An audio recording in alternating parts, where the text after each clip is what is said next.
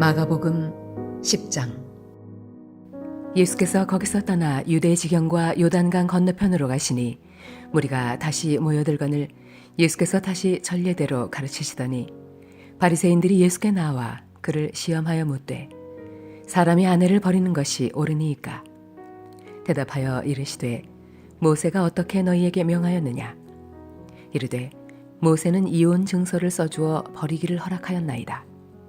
예수께서 그들에게 이르시되 너희 마음이 완악함으로 말미암아 이 명령을 기록하였거니와 창조 때로부터 사람을 남자와 여자로 지으셨으니 이러므로 사람이 그 부모를 떠나서 그 둘이 한 몸이 될지니라.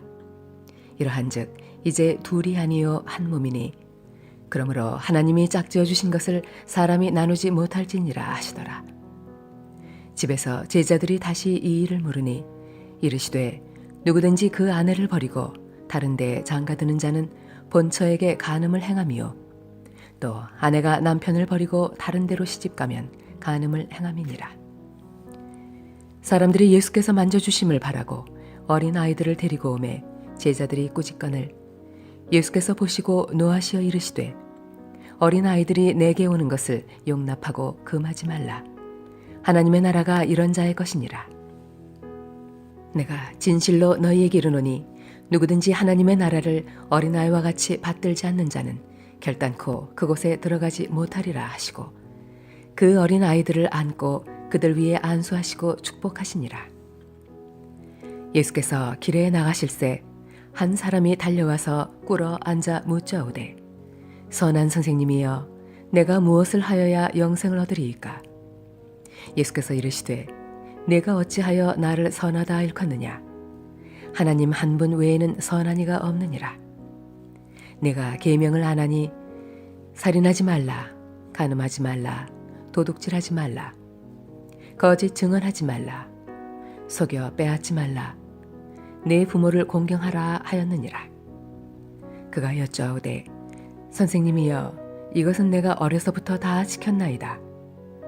예수께서 그를 보시고 사랑하사 이르시되 내게 아직도 한 가지 부족한 것이 있으니 가서 네게 있는 것을 다 팔아 가난한 자들에게 주라.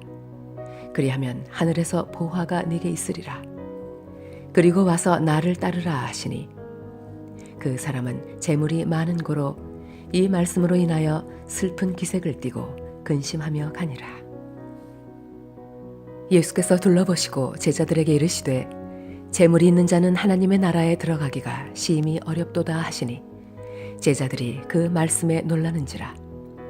예수께서 다시 대답하여 이르시되 얘들아 하나님의 나라에 들어가기가 얼마나 어려운지 낙타가 바늘귀로 나가는 것이 부자가 하나님의 나라에 들어가는 것보다 쉬우니라 하시니 제자들이 매우 놀라 서로 말하되 그런즉 누가 구원을 얻을 수 있는가 하니 예수께서 그들을 보시며 이르시되 사람으로는 할 수 없으되 하나님으로는 그렇지 아니하니 하나님으로서는 다 하실 수 있느니라.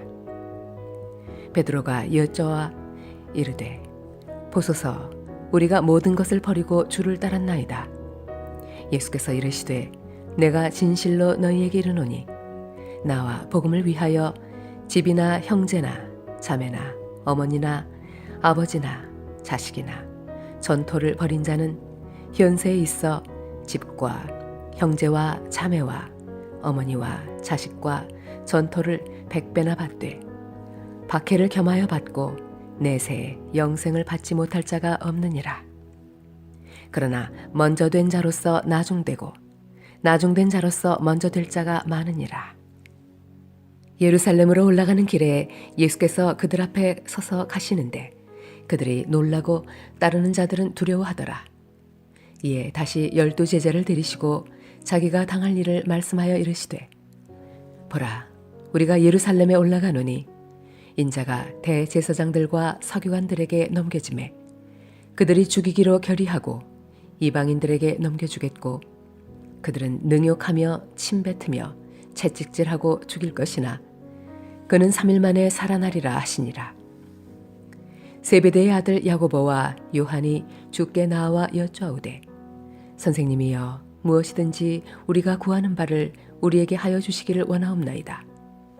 이르시되 너희에게 무엇을 하여 주기를 원하느냐 여짜오되 주의 영광 중에서 우리를 하나는 주의 우편에 하나는 좌편에 앉게 하여 주옵소서.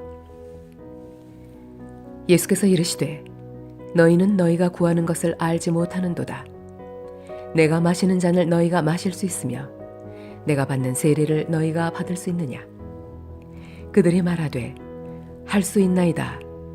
예수께서 이르시되 너희는 내가 마시는 잔을 마시며 내가 받는 세례를 받으려니와 내 좌우편에 앉는 것은 내가 줄 것이 아니라 누구를 위하여 준비되었든지 그들이 얻을 것이니라. 열 제자가 듣고 야고보와 요한에 대하여 화를 내거늘 예수께서 불러다가 이르시되 이방인의 집권자들이 그들을 임의로 주관하고 그 고관들이 그들에게 관세를 부리는 줄을 너희가 알거니와 너희 중에는 그렇지 않을지니 너희 중에 누구든지 크고자 하는 자는 너희를 섬기는 자가 되고 너희 중에 누구든지 으뜸이 되고자 하는 자는 모든 사람의 종이 되어야 하리라. 인자가 온 것은 섬김을 받으려 함이 아니라 도리어 섬기려 하고 자기 목숨을 많은 사람의 대속물로 주려 함이니라. 그들이 여리고에 이르렀더니 예수께서 제자들과 허다한 무리와 함께 여리고에서 나가실 때에 디메오의 아들인 맹인 거지 바디메오가 길가에 앉았다가 나사렛 예수시란 말을 듣고 소리질러 이르되 다윗의 자손 예수여 나를 불쌍히 여기소서 하거늘 많은 사람이 꾸짖어 잠잠하라 하되 그가 더욱 크게 소리질러 이르되 다윗의 자손이여 나를 불쌍히 여기소서 하는지라. 예수께서 머물러 서서 그를 부르라 하시니 그들이 그 맹인을 부르며 이르되 안심하고 일어나라 그가 너를 부르신다 하매 맹인이 겉옷을 내버리고 뛰어 일어나 예수께 나아오거늘 예수께서 말씀하여 이르시되 내게 무엇을 하여 주기를 원하느냐. 맹인이 이르되 선생님이여 보기를 원하나이다. 예수께서 이르시되 가라 내 믿음이 너를 구원하였느니라 하시니 그가 곧 보게 되어 예수를 길에서 따르니라.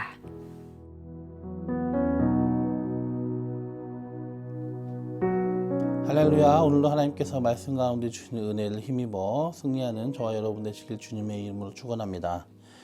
오늘 함께 나눌 하나님 말씀은 마가복음 10장 17절에서 22절 말씀입니다. 오늘 본문에는 예수님께 나와 영생을 구하는 한 사람의 이야기가 등장합니다. 오늘 17절에서 21절은 단순히 한 사람이라고만 되어 있지만 마태복음에 보면 이 사람은 청년이고 부자라고 되어 있고요.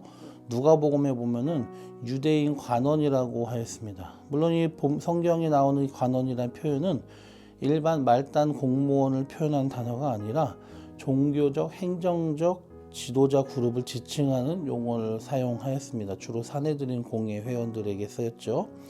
따라서 오늘 본문에 나오는 주님 앞에 나와 겸손히 무릎 꿇고 영생의 길을 구하는 이 사람은 젊은이고 부자이고 고위공직자였던 사람입니다. 또 20절에 보면 그가 율법에 요구하는 외적인 모습들에 흠이 없는 자로 표현이 되고 있습니다. 젊은 청년인데다가 돈도 많은 부자이고 일찍 성공해서 고위공직자가 되었으며 말씀도 성실하게 수행하는 사람으로서 정말 겉으로 보기에는 최고의 엘리트였고 경건한 사람, 대단한 사람이었습니다. 그런데 이런 아무런 부족함이 없어 보이는 젊은이가 예수님 앞에 나와 겸손하게 무릎 꿇고 가르침을 구합니다. 웬만한 바리새인 서기관들 대제사장들이 싫어하는 그리고 고깝게 보는 이 예수님 앞에 이 젊은이는 그렇지 않았다는 것이죠. 그리고 그가 무엇을 질문합니까? 영생에 대해서 질문합니다. 이 사람은 방탕하거나 제멋에 겨워 교만하고 방종하게 사는 사람이 아니었던 것입니다. 돈만 아는 사람, 지식이나 권력만 쫓는 사람이 아니었습니다. 그리고 형식적인 외식만 하는 사람이 아니었습니다.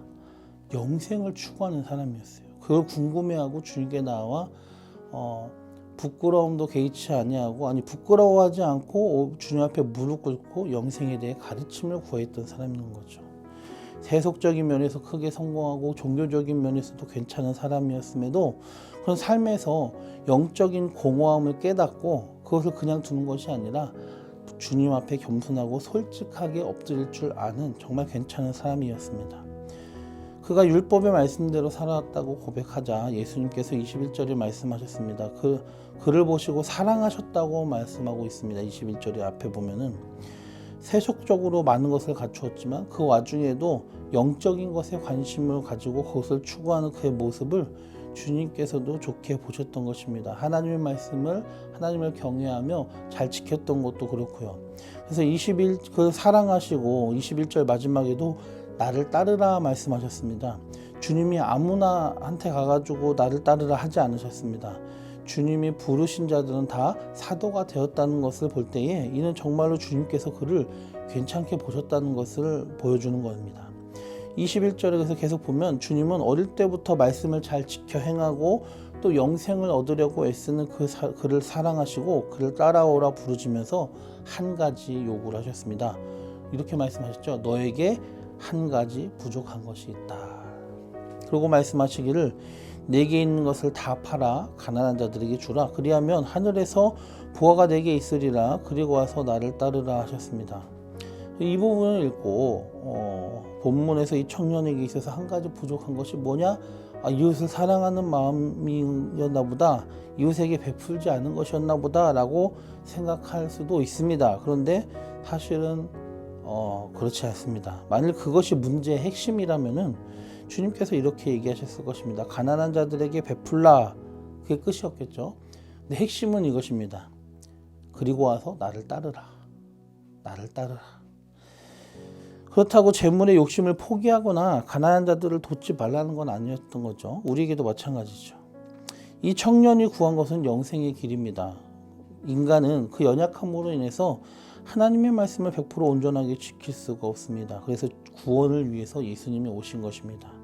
인간이 스스로를 구원할 수 없기 때문에 주님이 오셔서 이 문제를 해결해 주셨던 것이죠.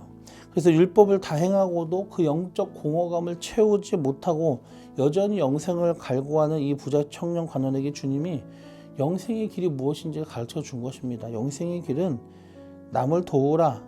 그것이 핵심이 아니라 나를 따르라. 메시아 그리스도 대신 예수 그리스도를 따르는 것이 영생의 길이라는 것을 알려주신 것이죠. 영생을 얻는 것은 주님을 따르는 것밖에 답이 없습니다. 이것은 제 말이 아닙니다. 오늘 본문에 이어지는 23절에서 31절에 보면은 주님이 말씀하신 것이죠. 10장 28절에 30절 보면 베드로가 여짜와 이르되 보소서 우리가 모든 것을 버리고 주를 따랐나이다. 예수께서 이르시되 내가 진실로 너희에게 이르노니 나와 복음을 위하여 집이나 형제나 자매나 어머니나 아버지나 자식이나 전토를 벌인 자는 현세에 있어서 집과 형제와 자매와 어머니와 자식과 전토를 100배나 받되 박해를 겸하여 받고 내세에 영생을 받지 못할 자가 없느니라. 내세에 영생을 받지 못할 자가 없느니라. 주를 따르기 위해서 모든 것을 포기한 자들에게 하신 말씀이시죠. 모든 것을 주님을 위해 포기하고 주님을 따르는 자들에게 영생이 반드시 약속이 되어 있다라고 말씀하셨습니다. 이 얘기를 왜 하신 겁니까? 예수님을 따르지 않고는 구원을 얻을 수 없다는 것입니다. 율법의 행위로도가 아니고 제물로도가 아니고 높은 공직의 자리로도 채울 수 없는 그 영적 공허감은 오직 예수 그리스도를 따름으로 해결할 수 있다는 것입니다. 그런데 예수님은 그럼 그 청년에게 그저 나를 따르라고만 하시면 되지 왜 또 그러면 재물을 팔아서 가난한 자들에게 주고 나를 따르라고 하셨을까요? 왜 그랬을까요? 예수님께서 모든 부자들에게 그런 말씀을 하시지 않았습니다. 예수님이 모든 사람들에게 그렇게 말씀하시고 요구하셨다면 헤롯의 청지기 구사의 아내 요한나와 또 수산나와 다른 여러 여자가 자기들의 소유로 예수님의 사역을 섬기지 못했을 것입니다. 다 거지들만 주님을 따랐을 테니까요. 근데 그렇게 하지 않으셨어요. 예수님은. 오늘 예수님께서 부자 청년 그 관원에게 내 소유를 팔아 다 가난한 자들에게 주고 나를 따르라고 하신 것은 그 청년의 경우에는 예수님을 따르는데 가장 결정적인 방해가 된 게 뭐냐? 그게 재물이고 재물을 사랑하는 마음이었기 때문이에요. 실제로 이 청년의 반응은 어떠했습니까? 22절 보시겠습니다. 그 사람은 재물이 많은 고로 이 말씀으로 인하여 슬픈 기색을 띠고 근심하며 가니라고 했습니다. 그렇습니다. 이 청년의 경우는 예수 그리스도에 대한 절대적인 의존을 그 많은 재물이 가로막고 있었어요. 그는 주님보다 또 영생의 길보다 재물을 더 의존했던 거고 그걸 더 추구했던 것이죠. 그게 더 중요했던 것입니다. 예수님이냐 재물이냐 영생이냐 재물이냐를 선택할 때 그는 재물을 택했다는 것입니다. 그것을 아셨기 때문에 먼저 주님이 그의 소유를 다 팔아라고 요구하신 것이죠. 이 청년이 자기가 처음에 부자라고 소개하지도 않았어요. 근데 예수님은 이미 그의 상황을 다 아셨어요. 그의 가장 큰 걸림돌, 그가 영생의 길, 예수 제자의 길을 가는데 가장 큰 걸림돌이 이 청년에게 있어서는 바로 그것이었던 것이죠. 그 재물을 포기해야 된다. 이 청년은 영생을 사모하는 마음이 있었습니다. 그러나 재물을 포기하지는 못했어요. 왜냐? 재물을 사랑하는 마음이 영생을 원하는 마음보다 더 컸기 때문이에요. 이 청년에게 한 가지 부족한 것은 바로 그것이었습니다. 영생을 사모하는 마음이 가장 컸어야 돼요. 주님을 따르는 것이 그거 따르는 길을 추구하는 것이 더 컸어야, 가장 컸어야 되고 무엇보다도 컸어야 됩니다. 근데 그것도 못했죠. 이와 같이 우리에게도 주님 보시기에 한 가지 또는 여러 가지가 있겠지만 이 부족한 것이 있을 수가 있습니다. 그리고 그것은 이 부자 청년의 재물을 사랑하고 포기하지 못하는 마음처럼 우리가 주님을 따르는데 주님의 길을 온전히 따르는데 그것을 못하게 하는 결정적이면서 직접적인 요인들이 될 수가 있는 것들입니다. 그래서 우리는 자만하지 말아야 돼. 신앙생활 지금 잘하고 있는 것 같아. 아닙니다. 우리에게도 그렇게 부족한 것이 있을 수 있습니다. 아무 문제가 없을 때는 그것이 드러나지가 않습니다. 이 청년처럼 주님께서 반드시 그것을 짚고 넘어가실 때가 오는데 그때 이제 그걸 드러난 거죠. 이 청년을 사랑하셨던 것처럼 주님은 우리를 사랑하시기 때문에 우리가 주님을 따르는 길, 영생의 길을 온전히 가기를 원하시기 때문에 주님께서는 반드시 우리를 테스트하십니다. 이 청년에게처럼. 그때 우리 그 부족한 것이 반드시 드러날 것입니다. 명예나 권력을 원하는 욕심, 인기, 출세, 사람들의 눈을 더 중요하게 여기는 것, 배우자, 자녀 또는 정말 많은 사람들이 이 청년처럼 재물이 우상이 되겠죠. 우리에게 주님을 따르는 길보다 더 중요한 것이 있어서는 안 될 것입니다. 우리에게 주님보다 더 사랑하고 더 의존하는 것이 있어서는 안 될 것입니다. 우리에게 부족한 그 한 가지, 그것을 빨리 발견하고 베드로가 베드로가 고백했던 것처럼 28절에서 보소서 우리가 모든 것을 버리고 주님을 따랐나이다 라고 할 수 있게 되기를, 그런 고백이 우리에게 나오기를 주님의 이름으로 간절히 축원합니다. 기도드리겠습니다. 좋으신 주님, 이 청년에게 부족했던 것, 영생보다 재물을 더 소중히 여겼다는 것, 주님의 길을 따르는 것보다 재물을 재물에 대한 마음이 더 컸다는 것이 아니겠습니까? 우리에게 있어서 가장 큰 그 걸림돌은 무엇이었을까요? 또 무엇이 지금도 있을까요? 주님, 우리를 이 청년보다 더 사랑하시는 줄로 믿습니다. 그래서 우리가 주님의 길을 온전히 가기를 원하시는 걸로 믿습니다. 그리고 우리에게 그 부족한 그것을 주님 아시고 반드시 그것을 물으실 줄로 또한 저희들이 압니다. 주님, 저희들이 갖고 있는 이 청년과 같은 문제, 우리에게 부족한 그 한 가지를 발견하게 하시고, 청년은 실패했지만 우리를 성공하게 하시옵소서. 그리하여서 베드로가 당당하게 주님께 고백했던 것처럼 보소서 우리가 주님을 위해서 모든 것을 버리고 주를 따랐나이다 고백할 수 있는 우리 될 수 있도록 주님 저에게 더 큰 믿음, 주님의 길과 영생을 사모하는 더 큰 믿음과 사모함을 우리에게 허락하여 주시옵소서. 우리 안에 있는 하나님 나라보다 더 귀한 것, 영생보다 더 귀한 것, 예수보다 더 귀하게 여겼던 것, 그걸 다 버리고 주님의 길을 온전히 따르길 원합니다. 예수님의 이름으로 감사하며 기도드리옵나이다. 아멘.